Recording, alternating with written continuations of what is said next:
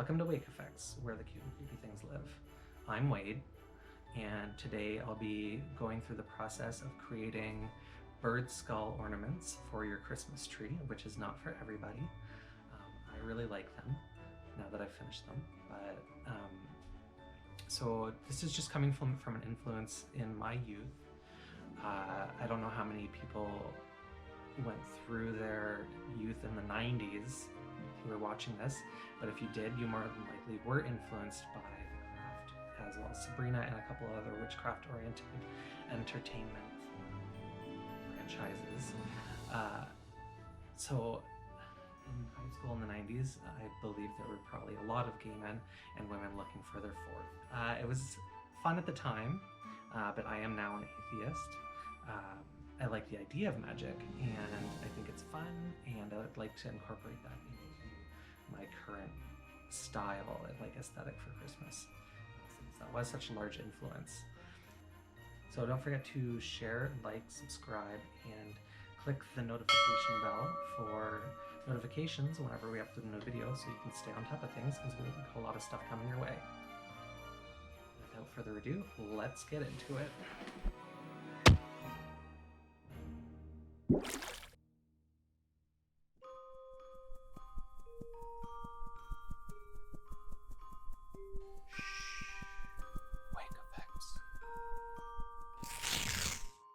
So why ravens? The solstice celebration was once conducive with ritual feasts and sacrifice which were sometimes human. This was called a blot. These offerings were made in hopes of improving the lives of its participants in the coming year. By far the most important of sacrifices would be made to the god Odin. The better the sacrifice, the greater the power and victory in battle would be imbued upon his practitioners. Odin, also known as the Raven God, had two pet ravens, Hugin and Munin, who were meant to feast on the sacrificial corpses as part of the offering, hence the raven skulls. Okay, so here we are. I've brought Rudy with me today, so he's going to be sitting down on this. So I have 3D printed out my raven skulls. Here I have 2 different sizes and 3 of each. I have the top faces, and then also the skulls. I'll put a link underneath just to like a file that you can print out. I edited one myself. Yeah, so I'll put that underneath there. So I guess let's get started here. Got my glue. Just used Gorilla Super Glue.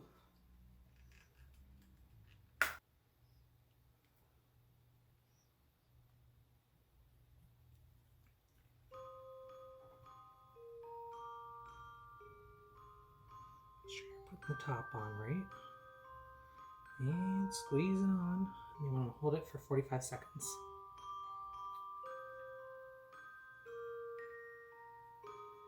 There you go.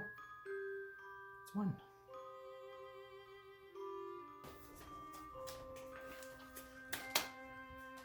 Okay, so I got gloves on. I've got my wood filler and a glass of water and a paper towel. There you go, Rudy, hold on to that. So I'm just going to squeeze a little bit out on my fingertip. Okay, so I'm just going to use this little bit that I got here.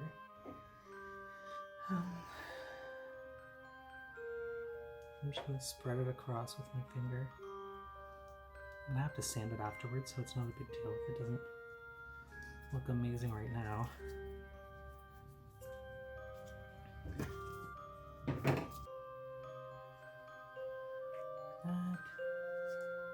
Just filling in that crack.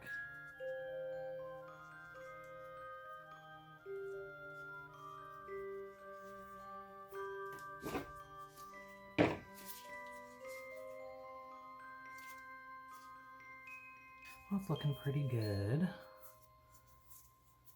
See? Sure there's no excess on there. So I'm just gonna dip my finger in this water, and then I'm actually gonna wipe it first.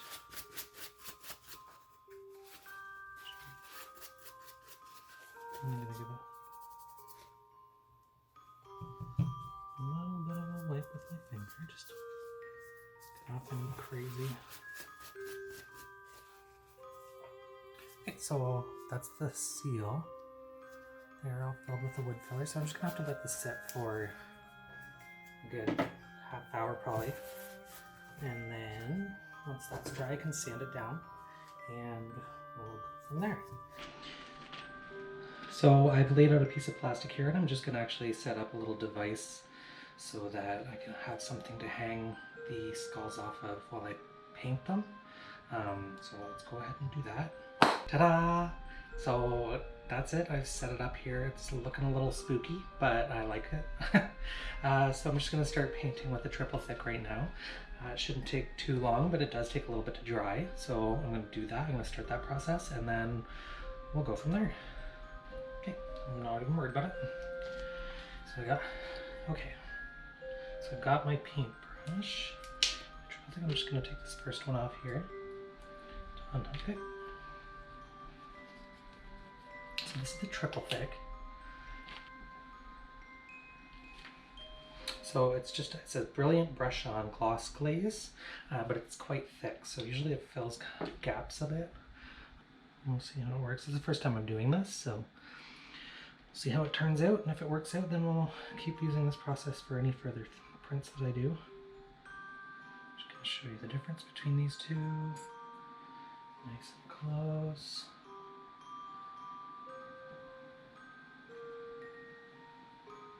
So this is before. You can see the ridges on the top. Also on the back here. The beak. Probably most prominent on the top. And there's this one. All those ridges are gone, and it's looking more smooth. I'm going to be airbrushing them after this, so once the airbrushing is done, that's when you're really going to see if that detail's showing through or not. So we'll see if it works. Hopefully it does, because that'd be really cool. It's usually like people use like really harsh chemicals to smooth these out. So if I can get the same results without having to do that, fucking amazing.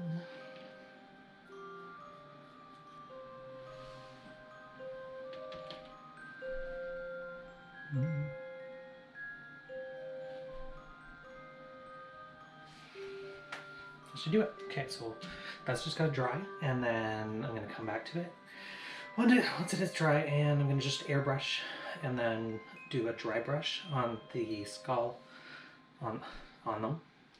I'm just gonna do an airbrush like of a cream color and then probably a dark color. I'm just gonna rub on there just to give it just some distress. And then after that, I want to give the beaks like a pewter kind of look. So that'll be really neat. So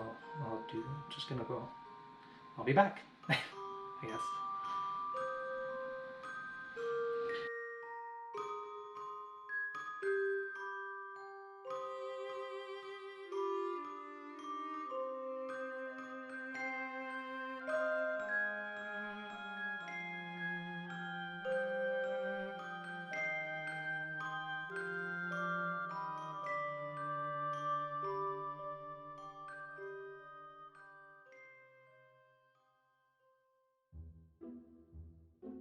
So essentially what I do here is I water down some brown paint, and I'm just going to dab it on there and wipe it off to give it kind of an aged effect. I already airbrushed them white.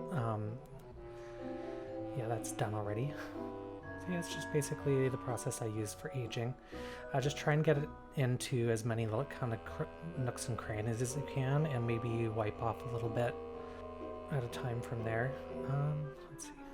I tried to make the inside of the eyes a little bit darker, just because I feel like it would have held on to a little bit more decay than the rest of the skull.